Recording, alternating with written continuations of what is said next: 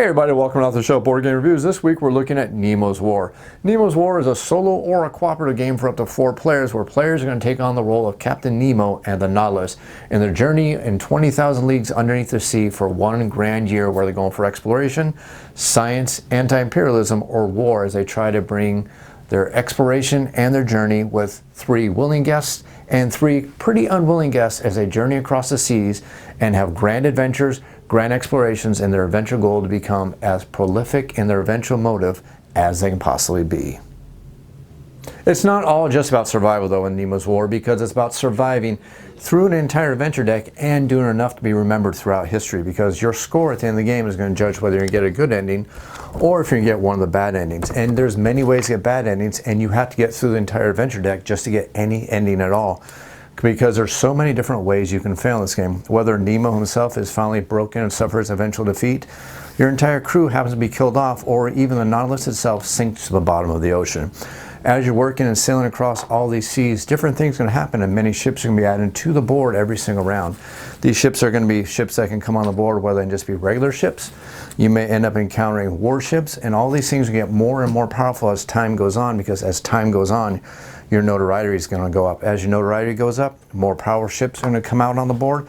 If your notoriety goes too high, depending on the motive you decide to pick to play this game, you are actually going to suffer eventual complete defeat as all the world's nations decide that Captain Nemo is much too big of a threat to be left alive, and they're going to put all the resources toward defeating you. Your notoriety has gotten too big, and you're sunk to the bottom of the ocean in the Nautilus itself. The game itself is actually going to play out during acts, and every single round is going to start with you drawing the top card of the adventure deck.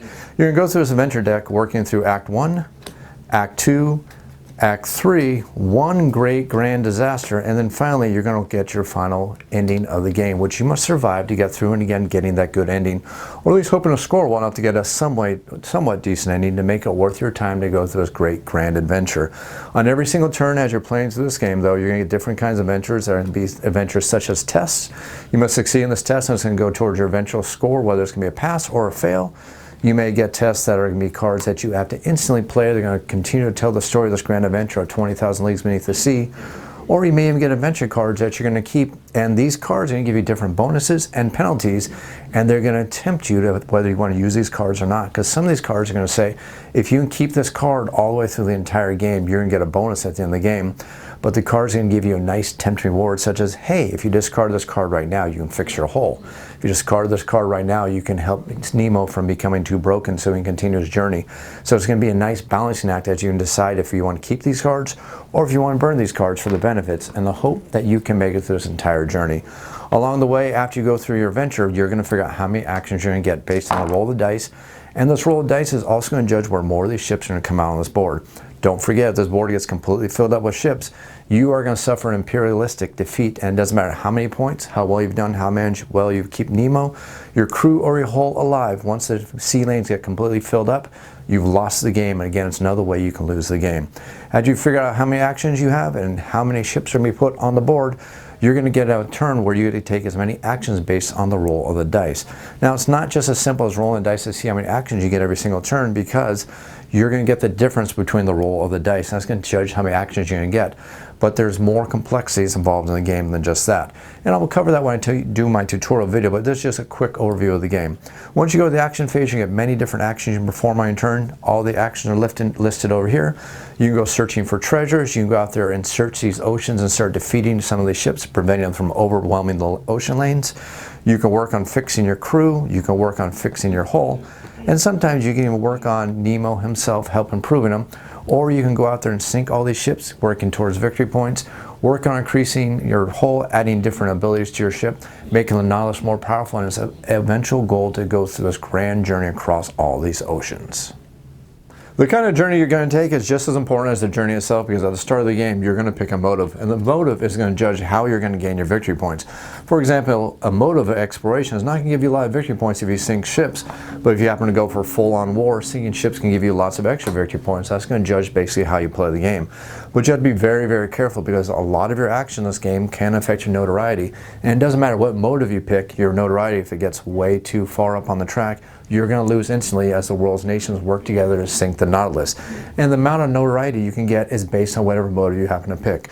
Some of the motives have a very low notoriety, such as science, which is 26, whereas opposed to war will allow you to go all the way up to 51 notoriety before the worlds are all going to work together to sink your ship and bury it down in the Marinara Trench. So in Nemo's War, your eventual objective, again, is this is a solo or a cooperative game, but you're working towards breaking out imperialism, working towards exploration, working towards science, gaining grand treasures, going on grand adventures, and worrying about all the ships on the sea lanes as you work towards this grand adventure and exploring 20,000 leagues beneath the sea. If you want to learn how to play Nemo's War, you can check out my tutorial video where I'll show you exactly how to play the game itself. I'll go over the full solo rules, and I'll also touch on the co-op rules and talk about some of the different variants that are built into the rules themselves to add different challenges and different variety, and add in actually different things such as the dangerous water tokens themselves. If you want to see how the game plays, you can also watch my sample gameplay video. Now I'm going to do 2 sample gameplay videos because Nemo's War itself, if you know how to play the game, is not that long a game, maybe about 2 hours as a solo game. Once you're fairly familiar with the rules and you're not too bogged down by analysis paralysis. But to do a game where I'm going to be doing a lot of interacting with the camera, talking about the actions and explaining how the game plays, the video is going to run kind of long. So I'm going to do 2 videos. The first one's going to be about the first 30 to 45 minutes of gameplay, going through a couple rounds to give you an idea exactly how the game plays itself. Then I'm going to do an extended gameplay video where I'll carry on that game itself and hopefully maybe go then, depending on just how long that video happens to be. Finally, you can see my full review of the game where I'll give you my opinion of Nemo's War itself. Now, if you have any comments or questions, make sure you leave them down in the YouTube comments down below. I'll be sure to answer them as quickly as I can. You can also feel free to email me off-the-shelf board game reviews. That's otsbgr@gmail.com. I'll be sure to answer your email as quickly as I can. If you enjoy this video series, click those like button, that subscribe button, and as always, thanks for watching.